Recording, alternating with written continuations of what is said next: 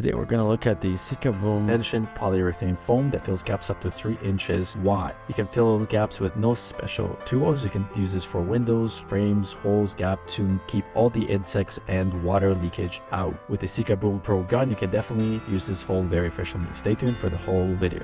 Alright, so I'm going to show you how to use this Sika Pro Select 3XL big gap filler. This goes up to 3-inch cavities, and as you can see, we have pretty big gaps here. We just ripped out this because there was some water damage. So we're going to be putting this right here because this behind this black is brick.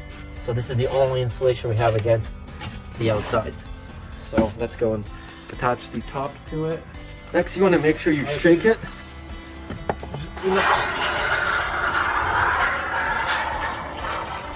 You want to make sure you go right in there, and you don't have to do a lot because that's going to grow and expand. Alright, I'm going to let them continue, but that's basically the way you do it. Alright, so this is about 3 hours, so you guys can see how heavy this is. I'm just going to see, so even if I do this, it takes a while to chip it.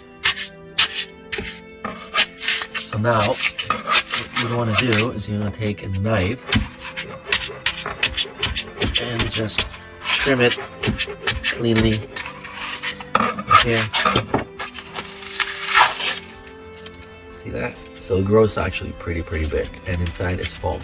Now this will not protect your house obviously from rats or mice chewing through it, but it will protect it from water leakage, it will protect it from draft, and it will seal any little imperfections or cracks. So now we just gotta do a lot of cleanup around here, but we already built up the back. That's my Sika Pro, and it comes in at a much larger can. It's about 20% cheaper than the good stuff, I think it's called, the shorter cans. Oh, by the way, is it toxic? It's obviously toxic when you're spraying it in your mouth.